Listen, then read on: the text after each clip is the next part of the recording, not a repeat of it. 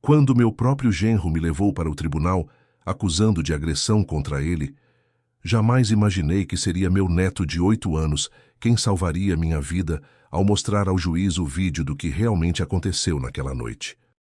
Meu nome é José Roberto Almeida, tenho 67 anos, sou aposentado da construção civil, e esta é a história de como descobri que o homem que eu considerava um filho estava destruindo minha família por dentro, planejando me roubar tudo o que construí na vida, e como meu próprio neto foi quem me livrou da cadeia e desmascarou o maior canalha que já conheci.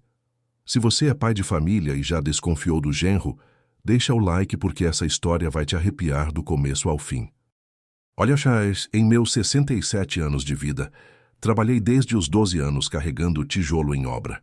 Comecei como servente, virei pedreiro, depois mestre de obras, consegui minha primeira empreitada aos 35 anos e passei os últimos 20 anos da minha vida ativa, construindo casas para outras famílias enquanto edificava meu próprio patrimônio tijolo por tijolo, centavo por centavo. Acordo todo dia às 5:30 da manhã desde que era garoto, mesmo aposentado. É um hábito que fica no sangue de quem trabalhou a vida toda. Tenho minha rotina, tomo meu café preto bem forte, leio o jornal, cuido do meu quintal, que é meu orgulho, e passo o resto do dia cuidando dos meus negócios e da minha família. Ou pelo menos era isso que eu fazia antes de descobrir que estava sendo roubado e manipulado pelo próprio genro. Minha casa é uma casa simples, mas construída com capricho.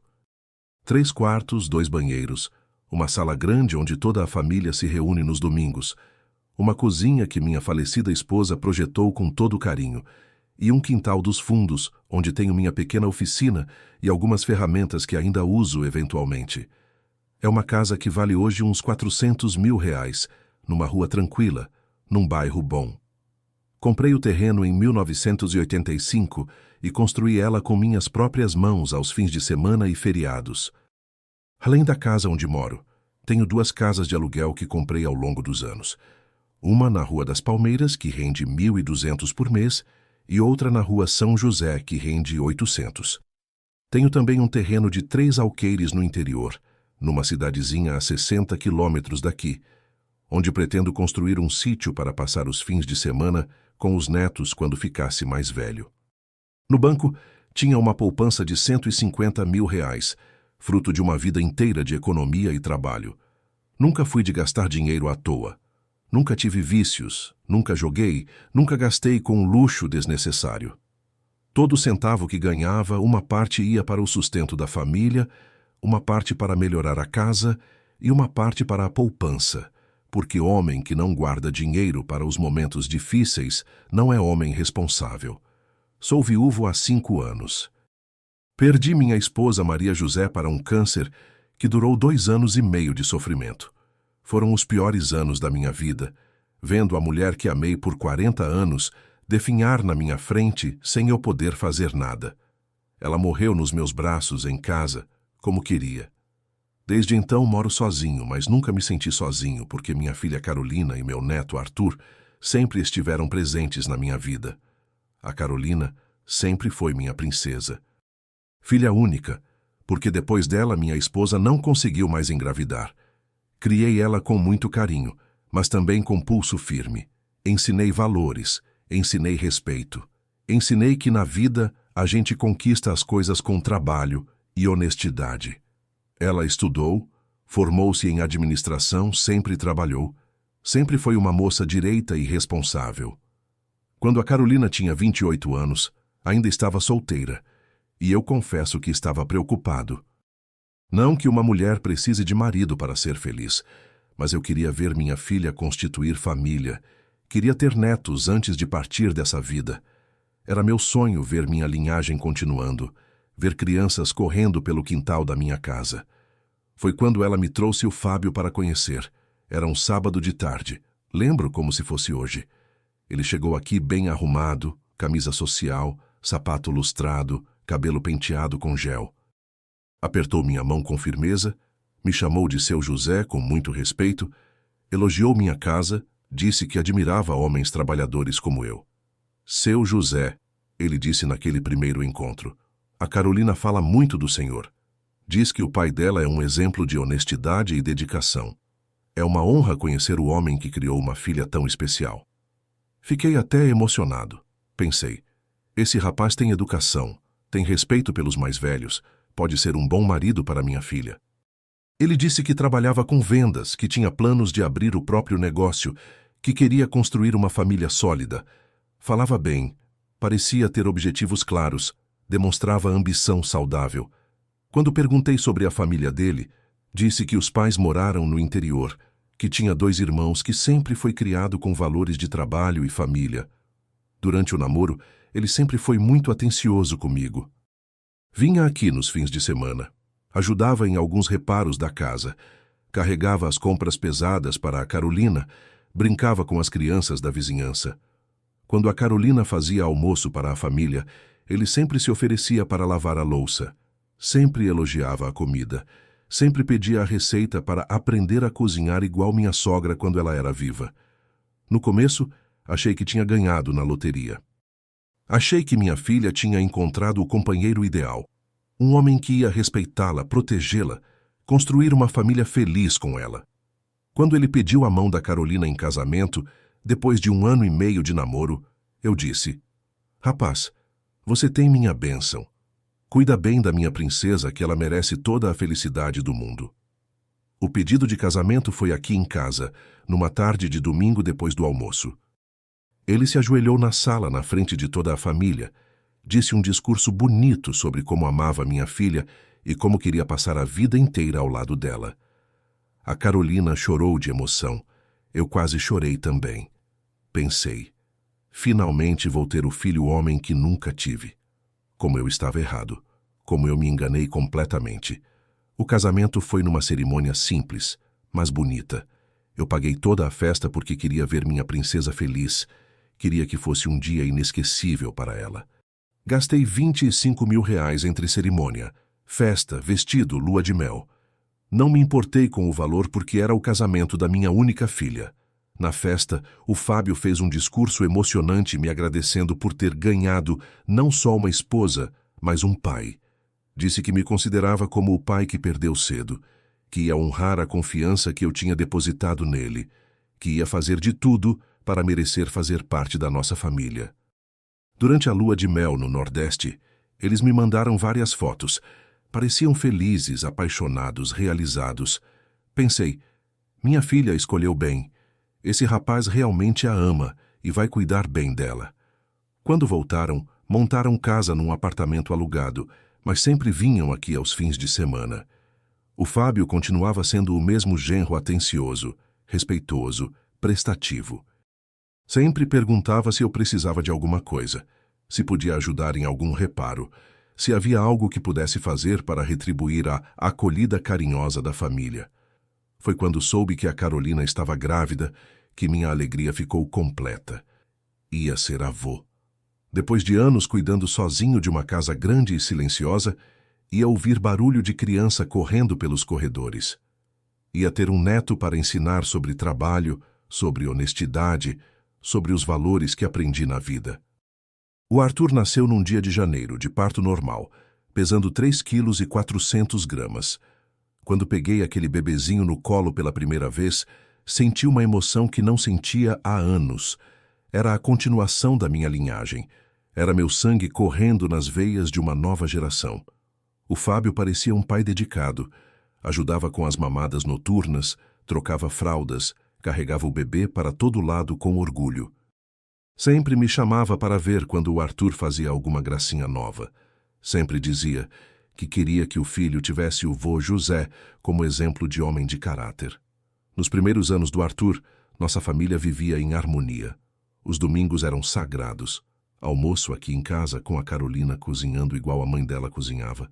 O Fábio contando histórias engraçadas do trabalho e o Arthur engatinhando pela casa, enchendo nossa vida de alegria. Mas eu deveria ter prestado atenção nos sinais.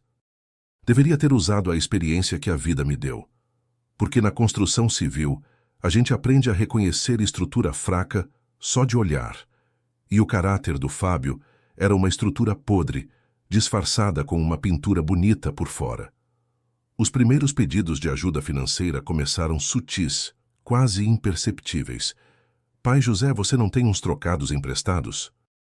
Apareceu uma oportunidade de ganhar uma comissão extra, mas preciso investir um pouco. Ou então, pai José, o carro quebrou e preciso do dinheiro do conserto emprestado até o final do mês. E eu, como um idiota, achando que estava ajudando a família a crescer, sempre dizia assim: porque homem de palavra, quando ajuda a família, não nega a ajuda, porque achei que estava investindo no futuro da minha filha e do meu neto. Trabalhei 40 anos acordando antes do sol nascer, 40 anos quebrando as costas em construção, 40 anos guardando dinheiro centavo por centavo, e estava vendo tudo escorrer pelo ralo nas mãos de um aproveitador que nem homem para trabalhar de verdade era. O que fiz depois disso, minha filha nunca imaginou que seu pai era capaz.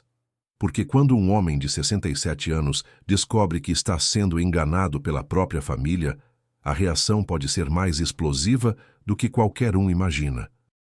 Quando o Fábio começou a namorar minha filha, há 4 anos, eu realmente achei que tinha ganhado na loteria da vida. Parecia um rapaz de família, sempre educado comigo, respeitoso com minha filha, demonstrava ambição saudável de querer crescer na vida. Durante todo o namoro, ele foi o genro perfeito que qualquer pai sonha ter. Lembro da primeira vez que ele me pediu dinheiro emprestado. Foi 2 meses depois do casamento, numa tarde de sábado. Eles tinham vindo almoçar aqui, e depois da sobremesa ele me chamou para conversar no quintal. Pai José, ele disse olhando para os lados como quem não queria que a Carolina o visse. Apareceu uma oportunidade de ouro para mim. Um amigo que trabalha no shopping está saindo da loja dele e ofereceu a sociedade para mim. É uma loja pequena de roupas masculinas, mas que dá um lucro bom todo mês. Ele falou com tanta convicção, mostrou até uns papéis que pareciam contratos, explicou como funcionaria a sociedade. É só R$ 5.000, pai. Em 6 meses, eu dobro esse dinheiro e pago de volta com juros. Quero dar uma vida melhor para sua filha. Quero que ela não precise se preocupar com dinheiro. Como eu ia negar? Era um valor que eu tinha na poupança. Era para o bem da minha família. E ele parecia tão entusiasmado, tão confiante no negócio. Peguei o dinheiro no banco na segunda-feira e entreguei para ele. Ele me deu um abraço, disse: pai, o senhor não vai se arrepender. Em pouco tempo vou provar que mereceu confiar em mim. Passaram-se os 6 meses prometidos, e nada do dinheiro voltar. Quando cobrei delicadamente, ele disse que o negócio estava indo melhor do que esperava, mas que precisava reinvestir todo o lucro para expandir. Pai, em mais 3 meses eu devolvo tudo com juros. O movimento da loja cresceu tanto que preciso contratar mais um vendedor. E eu acreditei. Porque um homem de palavra, quando fala, cumpre. Achei que ele tinha a mesma educação que eu tive, os mesmos valores de honestidade e trabalho. Mas os pedidos foram aumentando em frequência e valor. 3 meses depois foi: pai José, encontrei um fornecedor que vende roupas pela metade do preço, mas ele só aceita pagamento à vista.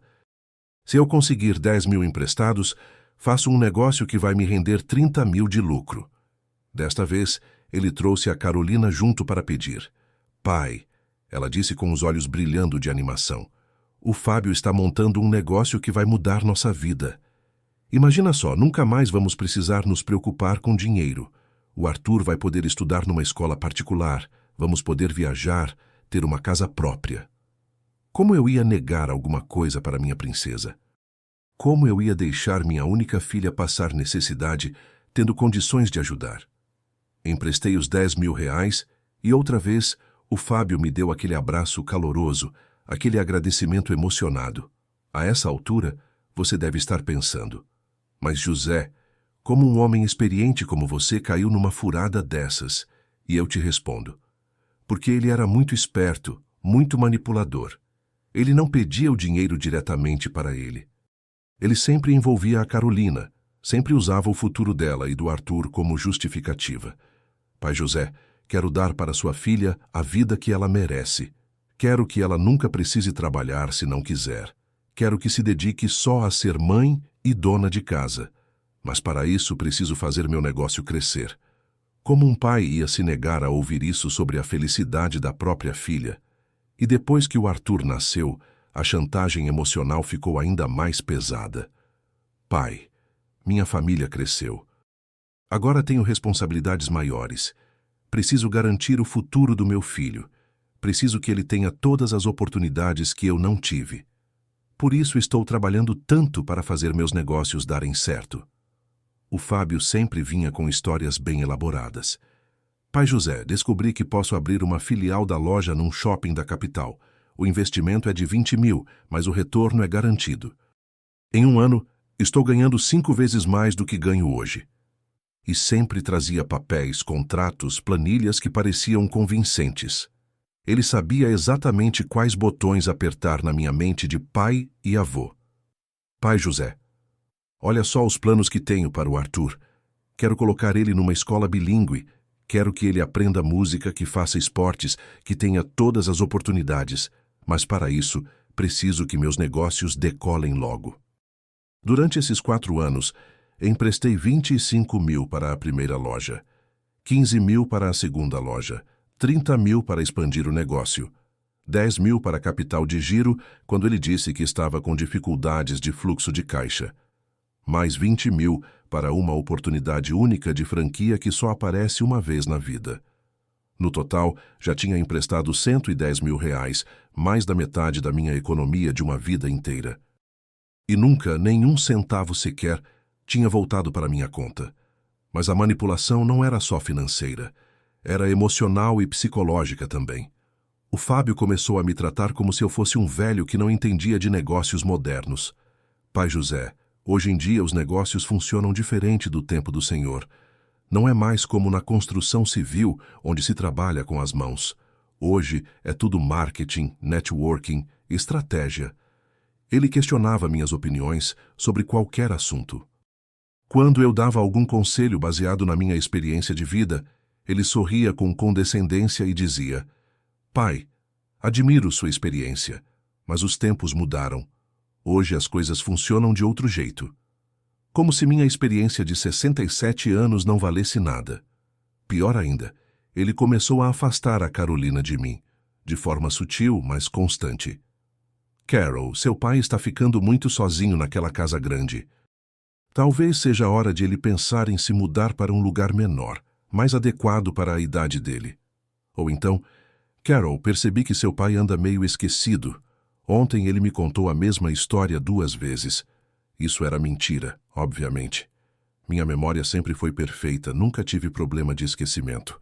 Mas ele plantava essas dúvidas na cabeça da minha filha, criava uma narrativa de que eu estava ficando senil, de que precisava de cuidados especiais. As visitas da Carolina começaram a ficar mais raras e mais curtas. Antes ela vinha aqui 2, 3 vezes por semana, ficava horas conversando comigo, me contava tudo da vida dela. Depois do casamento, as visitas diminuíram para 1 vez por semana, depois para 15 em 15 dias. E quando vinha, sempre parecia apressada, preocupada com alguma coisa. O Fábio sempre arrumava desculpas para ela não ficar muito tempo. Carol, lembra que temos que passar na loja para eu resolver umas pendências. Carol, minha mãe está esperando a gente para o almoço, não podemos atrasar. Carol, o Arthur precisa fazer a lição de casa. Eu ficava ali, sozinho na minha casa grande, sentindo que estava perdendo o único pedaço de família que me restava. Às vezes passava dias inteiros sem falar com ninguém, só ouvindo o tic-tac do relógio da sala e lembrando dos tempos quando minha casa era cheia de vida, de conversa, de risadas. O Fábio também começou a questionar minhas decisões sobre meus próprios bens. Pai José, essa casa é muito grande para o senhor morar sozinho. Não seria mais prático vender e comprar um apartamento menor? O senhor teria dinheiro sobrando para investir. Ou então, pai, por que o senhor não põe as casas de aluguel no meu nome? Assim eu posso cuidar de tudo, cobrar os aluguéis, fazer as manutenções. Sempre com essa conversa de que estava me ajudando, de que queria me livrar das preocupações. Mas eu percebia que, na verdade, ele estava mapeando meu patrimônio, tentando entender exatamente o que eu tinha para poder planejar como se apossar de tudo. Ele começou a frequentar minha casa mesmo quando eu não estava. Dizia para a Carolina que ia dar uma olhada na casa do pai José para ver se estava tudo bem. Depois, eu descobria que ele tinha mexido nas minhas coisas, tinha fuçado meus documentos, tinha até usado algumas das minhas ferramentas e não tinha colocado de volta no lugar. Uma vez cheguei em casa e encontrei ele no meu escritório, mexendo nos meus papéis. Quando perguntei o que estava fazendo, ele disse: "Pai, só estava organizando seus documentos. Vi que estavam meio bagunçados e quis ajudar. Mas eu sempre fui muito organizado com meus papéis. Nunca deixei nada bagunçado na minha vida. Se você tem filha e genro, comenta aí suas experiências. Porque pai que já passou por isso, sabe o veneno que é ver a filha sendo manipulada e não conseguir fazer nada para abrir os olhos dela. O Arthur estava crescendo e o Fábio usava meu neto para tudo. Ensinava o menino a me pedir coisas. Arthur, vai pedir para o vovô te dar dinheiro para comprar aquele brinquedo que você quer. Ou então, Arthur, fala para o vovô que o papai precisa de dinheiro para fazer uma surpresa para a mamãe. Como resistir a uma criança de 6, 7 anos te pedindo alguma coisa? Como dizer não para meu próprio neto? Eu sempre atendia aos pedidos. Sempre dava o que ele pedia. E depois descobria que o brinquedo nunca era comprado, que a surpresa para a mamãe nunca acontecia. Mas foi quando comecei a perceber que as histórias do Fábio não batiam umas com as outras que acendeu o primeiro sinal de alerta. Ele dizia que a loja ficava num endereço, mas uma vez que passei por lá, não vi loja nenhuma. Dizia que tinha funcionários, mas nunca vi funcionário nenhum. Dizia que viajava para São Paulo para comprar mercadoria, mas a Carolina comentou que ele tinha passado o dia inteiro em casa. Uma tarde, movido pela curiosidade, resolvi passar no endereço onde supostamente ficava a famosa loja de roupas. Era um prédio comercial na Rua do Comércio, mas estava vazio há anos. Tinha uma placa de aluga-se na porta. Estava claro que não funcionava comércio nenhum ali há muito tempo. Fiquei intrigado e resolvi investigar um pouco mais. Passei no shopping onde supostamente ficava a filial da loja. Andei por todos os corredores, olhei todas as lojas, perguntei para alguns lojistas se conheciam algum Fábio que tinha comércio de roupas masculinas ali. Ninguém conhecia, ninguém nunca tinha visto. Foi aí que comecei a suspeitar que estava sendo enganado há anos, que todas aquelas histórias de negócios, de sociedades, de oportunidades eram mentiras descaradas. Que meu dinheiro suado com 40 anos de trabalho honesto estava sendo usado para sustentar a vida ociosa de um vagabundo. Mas eu precisava ter certeza antes de agir, porque quando um homem acusa outro de bandidagem, precisa ter provas, não pode agir por impulso, por suspeita. Precisa ter certeza absoluta do que está falando. Foi quando resolvi investigar mais profundamente que descobri a extensão real da traição. E foi muito pior do que eu imaginava. Quando entrei no meu escritório naquela tarde de domingo, 15 de março, para procurar uns documentos do INSS que precisava levar para o contador na segunda-feira, jamais imaginei que ia descobrir a traição mais baixa, mais covarde, mais criminosa que um homem pode cometer contra a família que o acolheu como filho. Abri a gaveta onde guardo todos os meus documentos importantes, escrituras, contratos, comprovantes, procurações, e imediatamente percebi que alguém tinha mexido ali. Os papéis estavam numa ordem diferente da que sempre deixo. E no meio dos meus documentos, encontrei papéis que nunca tinha visto na vida. O primeiro documento que me chamou a atenção foi uma procuração com minha assinatura, dando poderes para o Fábio vender minha casa de aluguel da Rua das Palmeiras, uma casa que comprei em 2010, que vale mais de R$200 mil hoje e que jamais, em sã consciência, eu daria procuração para qualquer pessoa vender. Peguei o documento nas mãos e analisei centímetro por centímetro. A assinatura parecia minha, mas eu tinha certeza absoluta de que nunca tinha assinado aquilo. Há 40 anos assinando documentos na construção civil, eu conheço minha própria assinatura como conheço as linhas da minha mão. E aquela assinatura, por mais parecida que fosse, tinha pequenas diferenças que só quem assina muito prestaria atenção. Continuei vasculhando os documentos e encontrei coisas que fizeram meu sangue gelar nas veias. Tinha uma escritura de venda do meu terreno no interior, aqueles 3 alqueires que comprei em 2008 e que hoje valem mais de R$300 mil. Segundo o documento, Eu tinha vendido o terreno por 50 mil reais, menos de um sexto do valor real, para um tal de Marcos Silva Santos.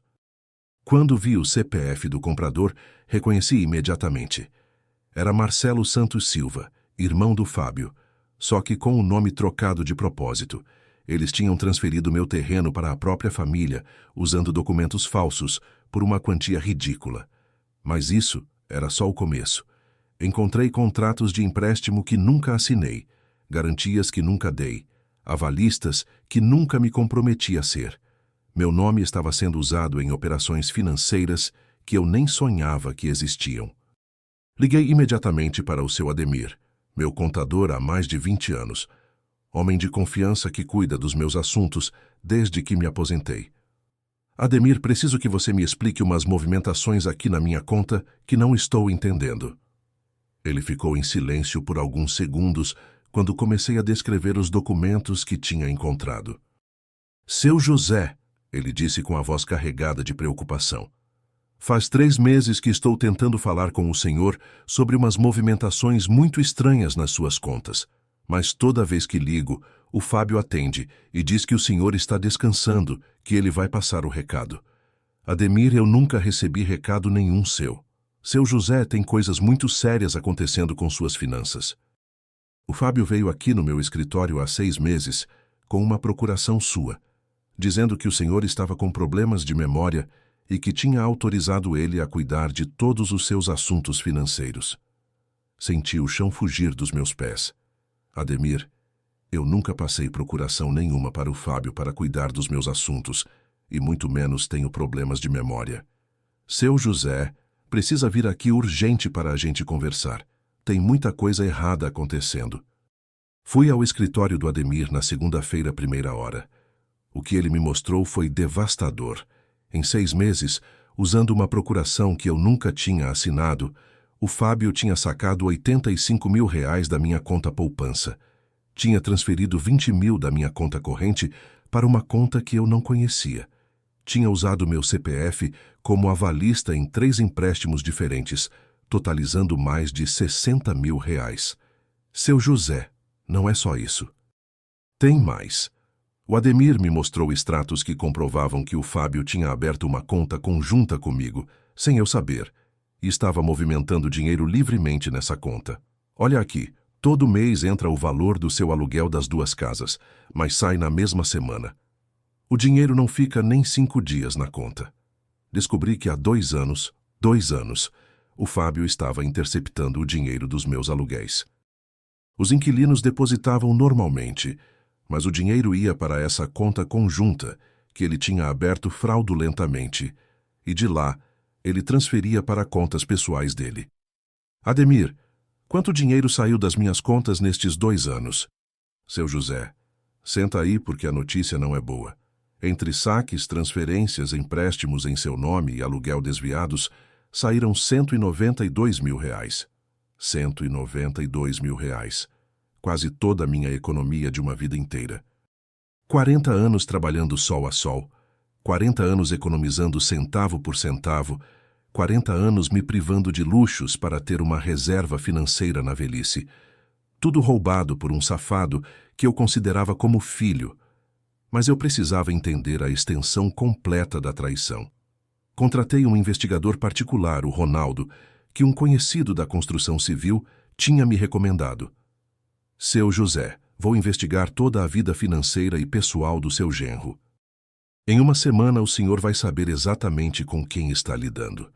O que o Ronaldo descobriu foi pior do que eu imaginei. O Fábio nunca teve loja nenhuma, nunca teve sociedade nenhuma, nunca teve negócio nenhum. Era viciado em jogos, apostava em cassinos online, em casas de apostas esportivas, em jogos de azar de todo tipo. Seu José, encontrei registros de movimentações dele em pelo menos 15 sites de apostas diferentes. Só no mês passado, ele apostou e perdeu mais de 20 mil reais. O investigador me mostrou extratos, comprovantes, histórico de apostas. Todo o dinheiro que ele roubou do senhor foi direto para o lixo dos jogos. Mas tinha mais. O Fábio devia dinheiro para agiotas, Tinha empréstimos em várias financeiras, tinha o nome sujo na praça inteira. Seu José, ele deve mais de 80 mil reais para credores diversos. É um caloteiro conhecido na cidade. O investigador me mostrou fotos do Fábio em casas de apostas clandestinas, em máquinas caça-níqueis, em jogos de cartas ilegais. Seu José, esse homem é um jogador compulsivo. Provavelmente começou com jogos pequenos e foi escalando até não conseguir mais parar. Descobri que ele estava vendendo objetos da minha casa. O investigador tinha filmado ele tentando vender meu torno mecânico num ferro velho, tentando empenhar ferramentas que valem milhares de reais por centavos. Seu José, ele levou um martelo demolidor seu para uma casa de penhores semana passada. Pegou 200 reais por uma ferramenta que vale mais de 2 mil. Senti uma fúria que nunca tinha sentido na vida. Uma raiva tão profunda, tão visceral, que pensei que ia ter um infarto ali mesmo. Pensei nos anos que trabalhei como burro de carga, carregando peso, quebrando as costas debaixo do sol escaldante. Pensei em quantas vezes neguei luxos para mim mesmo, para poder guardar dinheiro para o futuro da minha família. E estava vendo tudo isso sendo jogado fora nas apostas de um vagabundo viciado em jogo, que ainda por cima fazia teatro de bom marido, bom pai, bom genro. Mas o pior ainda estava por vir. O investigador descobriu que a Carolina estava sendo manipulada e enganada também. Seu José, conversei discretamente com alguns vizinhos dela. O Fábio conta para sua filha que tem uma empresa de consultoria, que trabalha com vários clientes, que viaja a negócios. Ela acredita piamente que ele é um empresário de sucesso. A minha própria filha estava sendo enganada igual eu. Pior, ela estava sendo usada como ferramenta para me manipular. Toda vez que ela vinha me pedir dinheiro para ajudar o Fábio a crescer no negócio, era porque ele tinha inventado uma história fantástica para ela. Tinha-a convencido de que estava lutando para dar uma vida melhor para a família. Seu José, tem mais uma coisa que o senhor precisa saber. O Fábio está contando para algumas pessoas da família que o senhor está com início de demência senil. Está criando uma narrativa de que o senhor está ficando confuso, esquecido, que precisa de cuidados especiais. Foi aí que entendi qual era o plano final do maldito. Ele não queria só roubar meu dinheiro. Queria me declarar incapaz, conseguir uma interdição judicial, ficar com a tutela dos meus bens e me trancar numa casa de repouso para poder roubar tudo o que restasse do meu patrimônio. Deixa o like se você ficou revoltado igual eu fiquei, porque a história só vai piorar. O investigador me trouxe mais evidências. Seu José, ele já consultou 2 advogados sobre processo de interdição de pessoas idosas.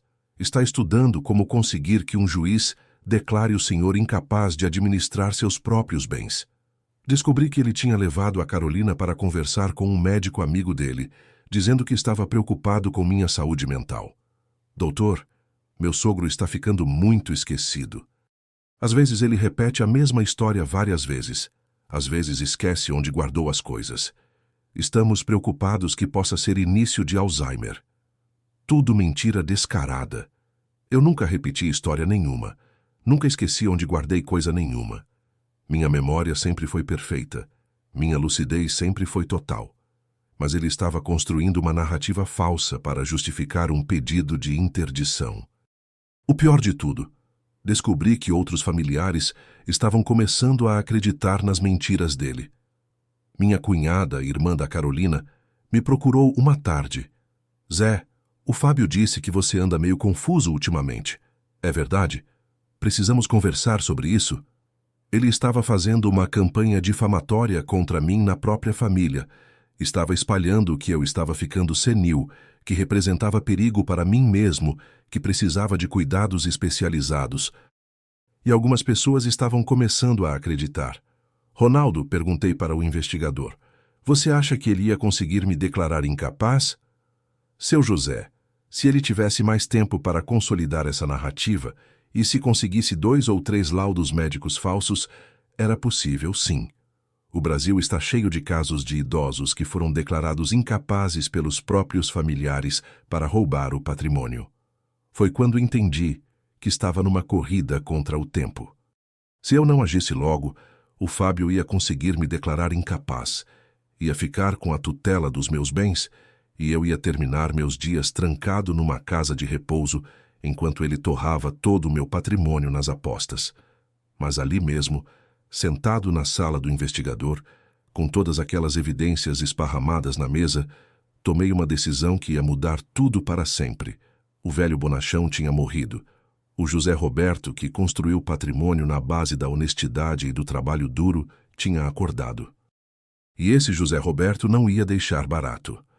Antes de agir, eu precisava montar uma estratégia perfeita, reunir todas as provas e garantir que, quando eu atacasse, seria certeiro e definitivo.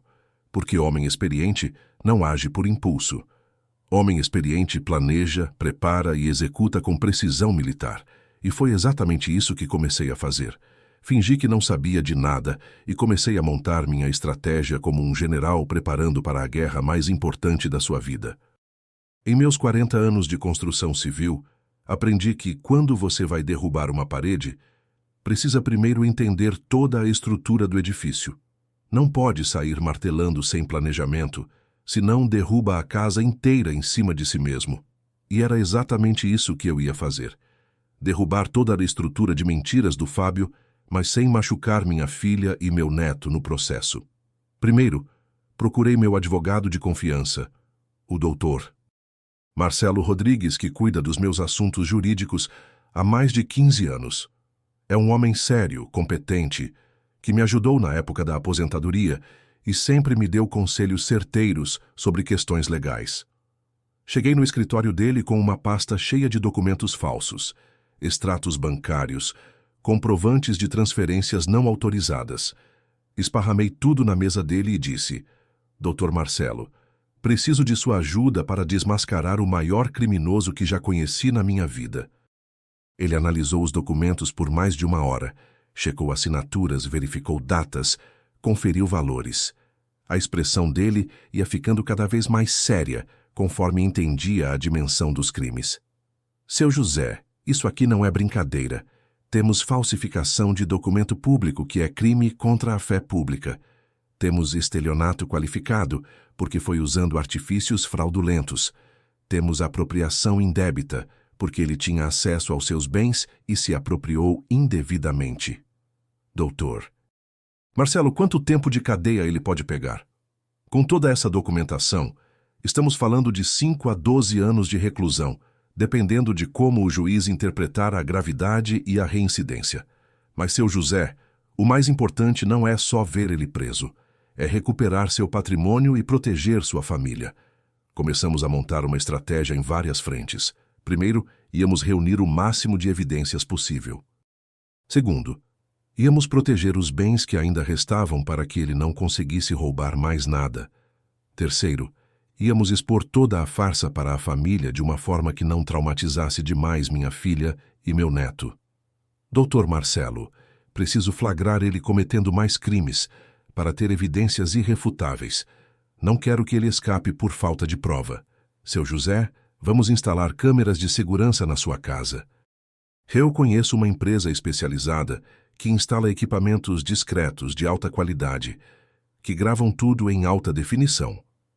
Em 1 semana, minha casa estava equipada com 6 câmeras escondidas. Uma no escritório, onde ficam meus documentos importantes. Uma na sala, onde ele sempre se sentava para conversar comigo. Uma na cozinha, onde fica a porta dos fundos que ele usava para entrar quando eu não estava. Uma no corredor que leva aos quartos. Uma na garagem onde guardo minhas ferramentas. E uma no quintal, onde fica meu pequeno depósito. Deixei algumas chaves de reserva espalhadas propositalmente pela casa, para que ele se sentisse confiante para entrar mesmo quando eu não estivesse. Queria flagrar ele mexendo nas minhas coisas, procurando documentos para falsificar, tentando roubar objetos de valor. E não deu outra. Na primeira semana já tinha gravado ele, entrando aqui 3 vezes sem minha autorização. Numa terça-feira de manhã, às 9 horas, as câmeras gravaram ele vasculhando meu escritório, fotografando documentos com o celular, tentando encontrar mais procurações ou contratos que pudesse falsificar. Numa quinta-feira à tarde, Ele voltou aqui e tentou arrombar meu cofre pequeno onde guardo algumas joias da minha falecida esposa e uns documentos muito importantes. Passou mais de 1 hora tentando diferentes combinações, chegou até a usar uma chave de fenda para forçar a fechadura.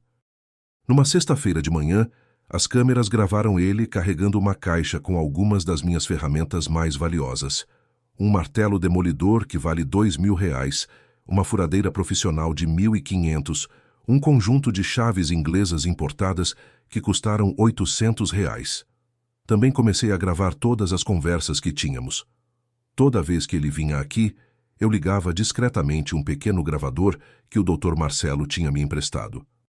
Gravei ele mentindo sobre os negócios, inventando histórias sobre viagens que nunca fez, contando sobre clientes que não existiam.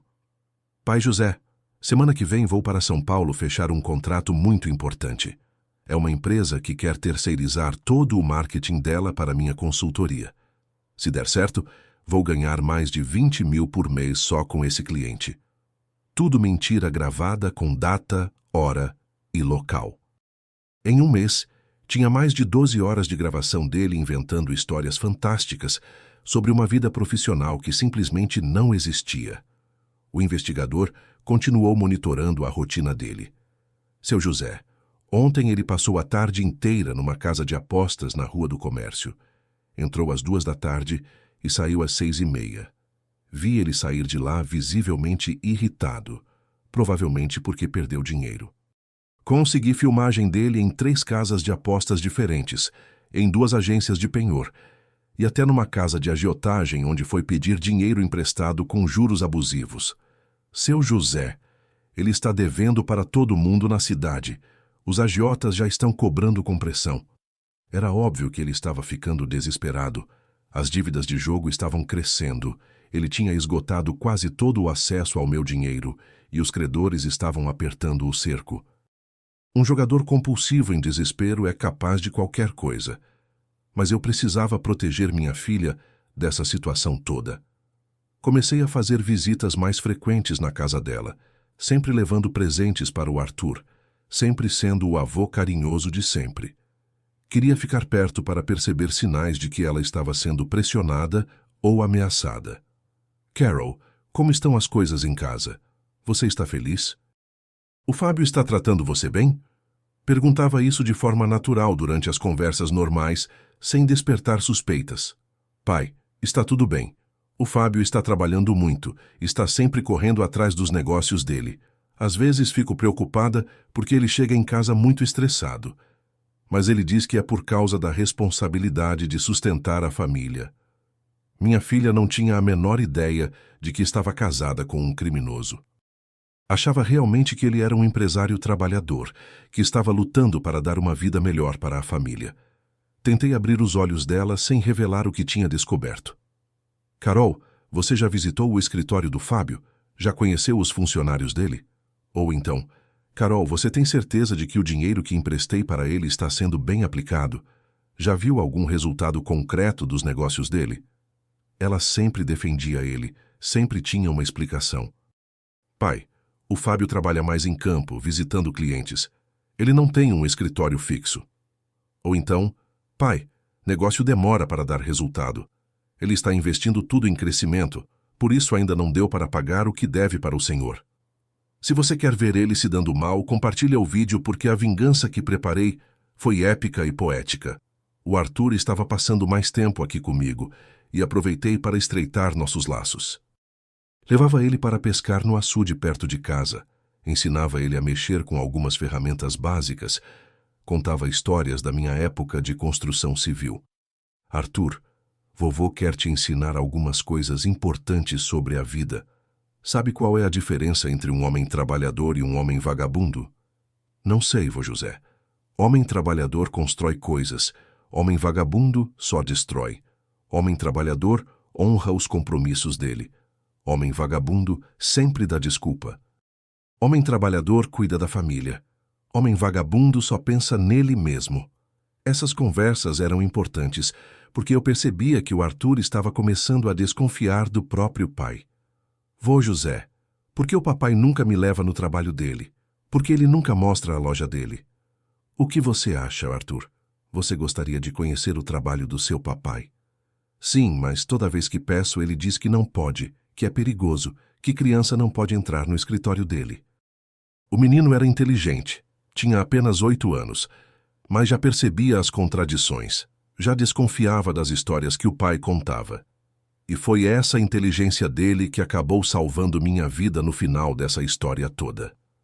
Comecei a deixar algumas iscas espalhadas pela casa para flagrar o Fábio roubando. Deixava dinheiro marcado em lugares estratégicos. Deixava documentos importantes espalhados para ver se ele ia fotografar. Deixava objetos de valor em locais fáceis de acessar. E ele caía em todas as armadilhas. As câmeras gravaram ele pegando R$ 200 que eu tinha deixado em cima da geladeira. Gravaram ele fotografando escrituras e contratos que deixei propositalmente sobre a mesa do escritório. Gravaram ele levando um relógio antigo que tinha deixado no criado mudo do quarto. Cada roubo era uma evidência a mais. Cada mentira era uma prova adicional. Em 2 meses de investigação, tinha material suficiente para mandar ele para a cadeia por 1 década. Mas o Fábio percebeu que algo estava mudando. Talvez tenha notado que eu estava mais atento, mais desconfiado. Talvez tenha percebido que algumas das minhas perguntas eram mais diretas, mais investigativas, e foi aí que ele tomou a decisão mais baixa, mais covarde da vida dele. Resolveu acelerar o plano de me declarar incapaz e decidiu se livrar de mim de uma vez por todas. Começou a fazer campanha mais intensa para me declarar incapaz. Levou a Carolina para conversar com 2 médicos diferentes. Contou histórias sobre episódios de confusão mental que nunca aconteceram. Doutor, meu sogro esqueceu o fogão ligado 3 vezes na semana passada. Deixou a porta de casa aberta durante a madrugada. Às vezes ele não reconhece pessoas que conhece há anos. Tudo mentira descarada, mas ele estava criando um dossiê médico falso para justificar uma interdição. Espalhou para vizinhos que eu estava ficando perigoso. Seu José está precisando de cuidados especiais. Outro dia ele saiu de casa de pijama e não lembrava onde estava. Estamos preocupados que ele possa se machucar ou machucar alguém. Alguns vizinhos começaram a olhar para mim com pena, como se eu fosse um coitadinho que estava perdendo a lucidez. Era humilhante, revoltante, mas eu aguentei firme porque sabia que logo ia chegar a hora da verdade aparecer. O Arthur, que ouvia muitas das conversas do pai com a mãe, começou a me contar coisas que me deixaram apavorado. Vô José, o papai falou para a mamãe que vai pedir para um juiz obrigar o senhor a ir morar num lugar longe daqui. Ele disse que assim a gente pode morar na casa do vovô e cuidar das coisas do senhor. Foi nesse momento que entendi até onde ia a maldade do Fábio. Ele queria me trancar numa casa de repouso, ficar com minha casa, vender meus bens e gastar tudo nas apostas dele. Mas ele tinha subestimado 2 coisas fundamentais: a esperteza de um homem que construiu tudo na vida com suor e determinação, e o amor puro e a inteligência aguçada de uma criança de 8 anos que amava o avô acima de qualquer coisa no mundo. E foi esse amor do meu neto que acabou sendo a chave para a minha salvação de um jeito que eu nunca poderia ter imaginado. O confronto final não aconteceu do jeito que eu tinha planejado durante meses de investigação e preparação. Aconteceu de uma forma muito mais dramática, muito mais inesperada, e com um herói que eu jamais poderia ter imaginado. Meu próprio neto Arthur, de apenas 8 anos, que com sua inocência e inteligência acabou salvando não só minha vida, mas toda a nossa família. Tudo começou numa segunda-feira de manhã, quando recebi uma intimação judicial para comparecer ao Fórum da Comarca como réu num processo crime. Quando abri o envelope e li o documento, senti o mundo desabar. Fábio tinha entrado com uma representação criminal contra mim por agressão física, ameaça, injúria e danos materiais. Segundo a petição que ele apresentou, eu tinha o agredido fisicamente durante uma discussão sobre dinheiro no domingo anterior. Dizia que eu tinha o empurrado, arranhado o braço dele, ameaçado ele com uma faca de cozinha e quebrado alguns objetos na casa dele durante uma crise de fúria senil. Era tudo mentira absoluta, mas ele tinha conseguido um advogado competente, o Dr. Fernando Augusto, que montou um processo tecnicamente bem elaborado. Tinha até laudo médico de um médico amigo dele, atestando que eu apresentava sinais evidentes de demência senil com episódios de agressividade. Quando li aquele documento, no primeiro momento senti um desespero profundo, uma sensação de impotência que nunca tinha experimentado. Pensei, será que vou terminar meus dias sendo considerado um criminoso violento? Será que vou morrer com minha reputação destruída? Será que esse maldito vai conseguir me colocar na cadeia? Mas rapidamente me recompus. Eu tinha provas de tudo que ele tinha feito. Tinha gravações, filmagens, documentos, testemunhas. A verdade estava do meu lado e eu sabia que a justiça ia prevalecer. Liguei imediatamente para o doutor. Marcelo, doutor, o Fábio me processou criminalmente. Está me acusando de agressão e ameaça. Preciso da sua ajuda urgente. Seu José, vem aqui agora. Trouxe todos os documentos que a gente reuniu. Chegou a hora de contra-atacar. No escritório do doutor. Marcelo, analisamos toda a acusação. Era um processo bem montado, com testemunhas que juravam ter presenciado minha agressão, com fotos dos ferimentos que supostamente causei no Fábio e com laudos médicos que atestavam minha instabilidade mental. Doutor Marcelo, eles podem conseguir me condenar? Seu José, se fosse só a palavra dele contra a sua, seria complicado, mas nós temos algo que eles não imaginam, evidências irrefutáveis de que toda essa acusação é forjada.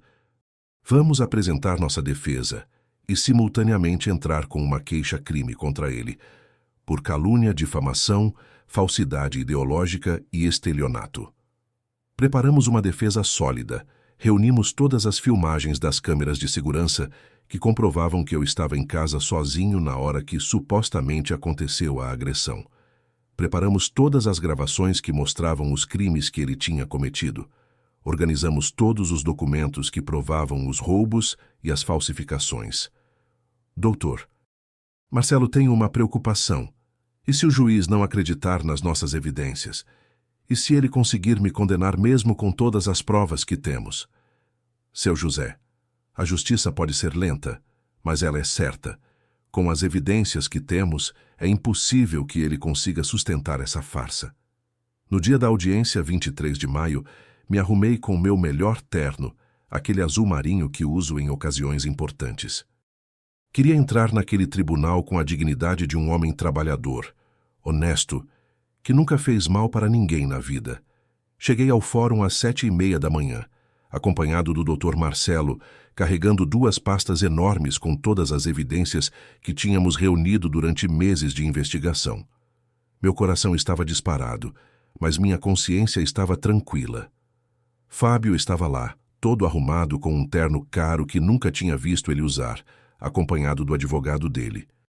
Fazia teatro de vítima, com o braço numa tipóia, que eu sabia que era pura encenação, e uma expressão de sofrimento que teria ganhado um Oscar. A Carolina estava sentada nas cadeiras do fundo, visivelmente nervosa e confusa. Ela não sabia em quem acreditar. Estava dividida entre a lealdade ao marido e o amor pelo pai. O Arthur estava ao lado dela, quieto, observando tudo com aqueles olhinhos inteligentes. O juiz era o doutor Roberto Silva, um homem sério de uns 50 anos, cabelos grisalhos, conhecida reputação de ser rigoroso, mas justo. Ele analisou os autos do processo, ouviu o relatório do escrivão e declarou aberta a audiência. O advogado do Fábio, Dr. Fernando Augusto, começou sua fala pintando um quadro dramático. Meritíssimo, o réu José Roberto Almeida é um homem de idade avançada que perdeu o controle sobre suas faculdades mentais. No dia 15 do mês passado, durante um almoço em família, ele agrediu fisicamente meu cliente sem nenhuma provocação. Ele mostrou fotos dos arranhões no braço do Fábio, que pareciam bem reais. Mostrou o laudo médico atestando que eu tinha demência senil progressiva com episódios de violência. Chamou 2 testemunhas que juraram ter presenciado a agressão. Meritíssimo, a família está em desespero. O réu representa perigo para si mesmo e para os outros. Pedimos que seja determinada uma avaliação psiquiátrica compulsória e que sejam tomadas medidas para proteger a família dele. Quando chegou minha vez de me defender, o Dr. Marcelo se levantou com determinação. Meritíssimo! O que vamos apresentar hoje vai chocar este tribunal. José Roberto Almeida não é um agressor. Ele é vítima da mais baixa trapaça familiar que já presenciei em 30 anos de advocacia. E começou a apresentar nossas evidências. Primeiro, mostrou os documentos falsificados pelo Fábio. Meritíssimo, aqui temos 12 procurações com a assinatura falsificada do meu cliente. Aqui temos contratos de venda de bens que ele nunca autorizou. Aqui temos empréstimos tomados em nome dele sem seu conhecimento. O juiz analisou cada documento com atenção. Dava para perceber que estava impressionado com a quantidade e qualidade das evidências. Meritíssimo, isso não é tudo. O doutor Marcelo conectou o notebook dele no projetor da sala. Temos filmagens que comprovam que o acusador invadiu a casa do meu cliente várias vezes para roubar documentos e objetos de valor. As imagens das câmeras de segurança começaram a aparecer na tela. O tribunal ficou em silêncio absoluto, vendo o Fábio vasculhando meu escritório, tentando arrombar meu cofre, roubando minhas ferramentas. Meritíssimo! Temos também gravações de conversas onde o acusador mente sistematicamente sobre sua vida profissional e seus negócios. As gravações começaram a tocar. A voz do Fábio enchia o tribunal, contando histórias fantásticas sobre empresas que não existiam, sobre clientes fictícios, sobre negócios que eram pura invenção. O advogado do Fábio tentou questionar a validade das evidências. Meritíssimo! Essas gravações podem ter sido editadas. Essas imagens podem ter sido manipuladas. Dr. Fernando, respondeu o Dr. Marcelo, todas essas evidências foram colhidas por empresa especializada em investigação forense. Temos aqui os laudos técnicos que comprovam a autenticidade de todo o material. A situação do Fábio estava ficando insustentável. Ele suava frio, olhava nervosamente para os lados, sussurrava urgentemente com o advogado dele. Meritíssimo, continuou o Dr. Marcelo, o mais grave ainda está por vir. O acusador roubou R$192 mil do meu cliente ao longo de 2 anos, usando falsificação de documentos e abuso de confiança. Os extratos bancários apareceram na tela. Cada transferência não autorizada, cada saque indevido, cada movimento fraudulento estava documentado com data, hora e valor. Meritíssimo José Roberto Almeida trabalhou 40 anos na construção civil para juntar esse dinheiro. O acusador gastou tudo em jogos de azar, em apostas, em cassinos online. O Dr. Marcelo mostrou os comprovantes das atividades de jogo do Fábio. Aqui temos os extratos de 15 sites de apostas diferentes, onde ele gastou todo o dinheiro roubado. O juiz estava visivelmente impactado. Dr. Marcelo, o senhor está me dizendo que toda essa acusação contra o réu é forjada? Exatamente, meritíssimo, e temos a prova final. Foi então que aconteceu algo totalmente inesperado. O Arthur, que estava sentado quietinho no fundo da sala, de repente se levantou e falou em voz alta. Meritíssimo, posso falar uma coisa importante? Todo mundo se virou para olhar. O juiz, surpreso com a interrupção, perguntou. Como é seu nome, menino? Arthur Silva Santos, senhor. Eu tenho 8 anos, sou neto do vô José e filho do Fábio. A voz do menino estava firme, decidida, sem nenhum sinal de nervosismo. Posso mostrar o que meu pai fez ontem à noite, meritíssimo? O juiz ficou intrigado. O que você quer mostrar, Arthur? Tenho um vídeo no meu tablet, senhor. Meu pai não sabe que eu gravei. A Carolina tentou intervir, visivelmente nervosa. Arthur, não precisa... Mas o juiz levantou a mão pedindo silêncio. Deixe o menino falar. Quero ver esse vídeo. O Fábio estava desesperado, tentando gesticular para o Arthur parar de falar. Mas o menino ignorou completamente o pai e entregou o tablet para o oficial de justiça. O Dr. Marcelo conectou o tablet do Arthur no projetor da sala. Meritíssimo, vamos assistir ao que essa criança registrou. Assim que o vídeo começou a tocar, o tribunal ficou em absoluto silêncio. Era uma gravação noturna feita escondido pelo Arthur através de uma fresta da porta do banheiro. No vídeo dava para ver o Fábio em frente ao espelho, fazendo deliberadamente os arranhões no próprio braço com uma lixa de unha. Ele riscava a pele, gemia fingindo dor, e depois analisava o resultado no espelho. "Ai, que dor terrível!" ele dizia para o espelho, ensaiando a fala. "O velho me atacou como um animal raivoso. Olha só como ficou meu braço." No vídeo, ele fazia expressões dramáticas, treinava gestos de sofrimento, ajustava a tipóia no braço. Depois sorria satisfeito para o espelho e dizia: "Amanhã esse velho vai se ferrar de vez." A reação no tribunal foi imediata e devastadora. O juiz ficou vermelho de indignação. "Isso é uma farsa completa. É ultrajante." O advogado do Fábio tentou dizer alguma coisa, mas o Dr. Roberto Silva bateu o martelo com força. "Dr. Fernando, seu cliente está em desacato total à justiça." A Carolina estava em choque absoluto, olhando para o marido como se estivesse vendo um estranho. "Fábio, como você foi capaz? Como você teve coragem de fazer isso?" O Fábio estava desesperado, tentando inventar explicações impossíveis. "Meritíssimo. Posso explicar. Eu estava... Era para..." "Não há explicação possível", gritou o juiz.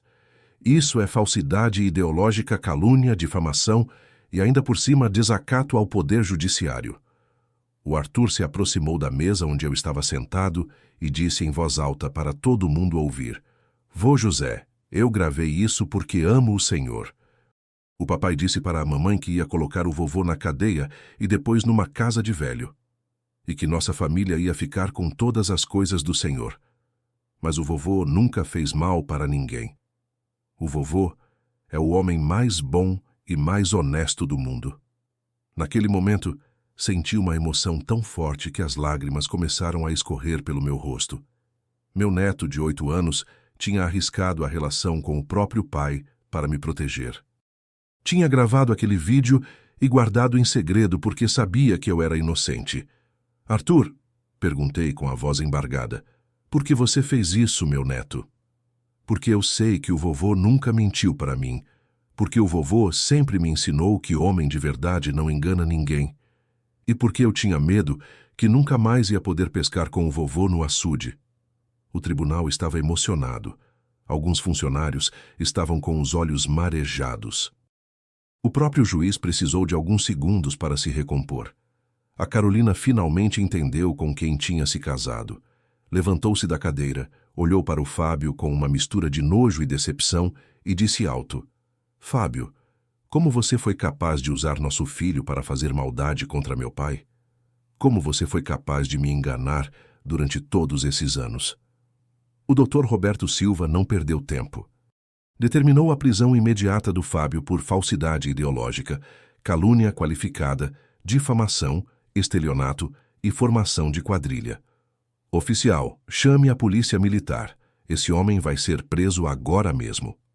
"Meritíssimo", pediu o Dr. Marcelo. "Solicitamos também o bloqueio de todos os bens que ainda estejam em nome do acusado, para garantir o ressarcimento dos prejuízos causados ao meu cliente." Deferido. "E determino também uma investigação completa de todos os crimes cometidos por esse indivíduo."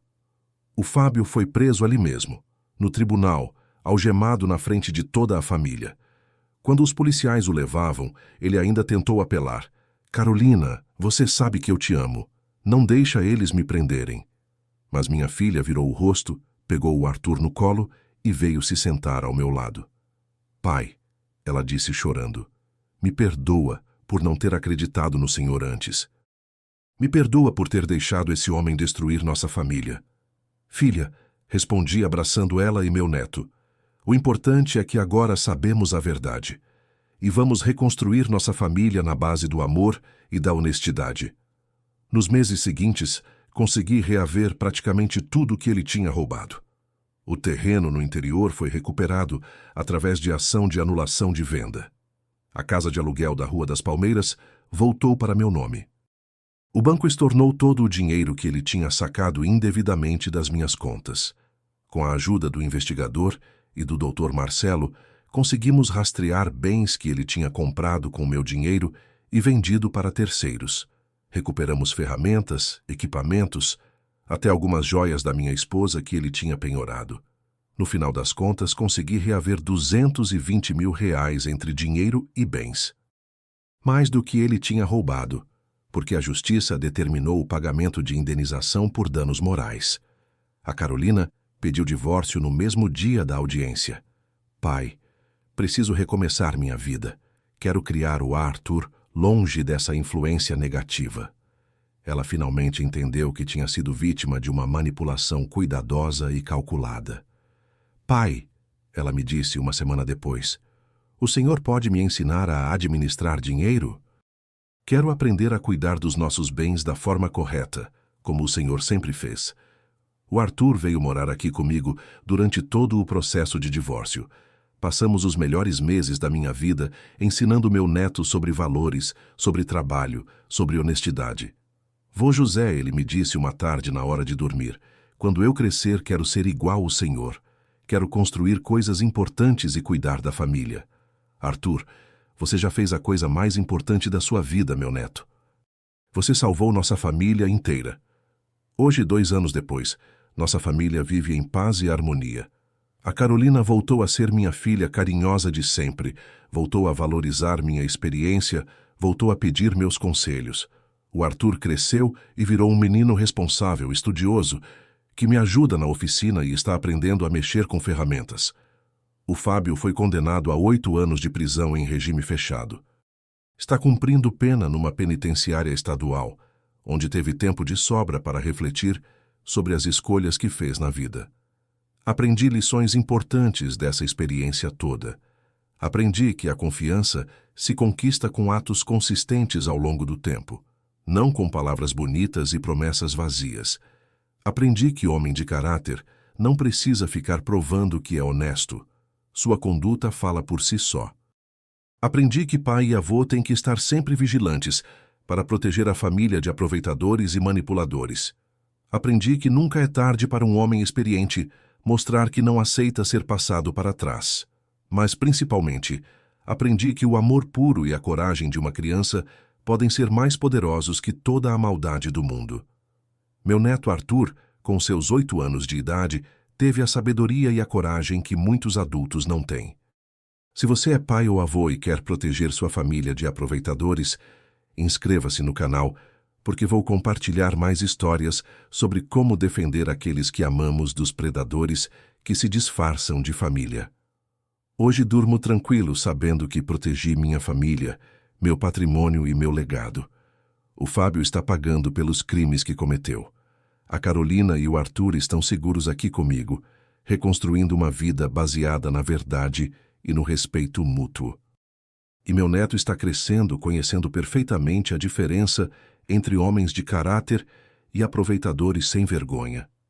Ele sabe que quando você ama verdadeiramente alguém, você protege essa pessoa até com sua própria vida.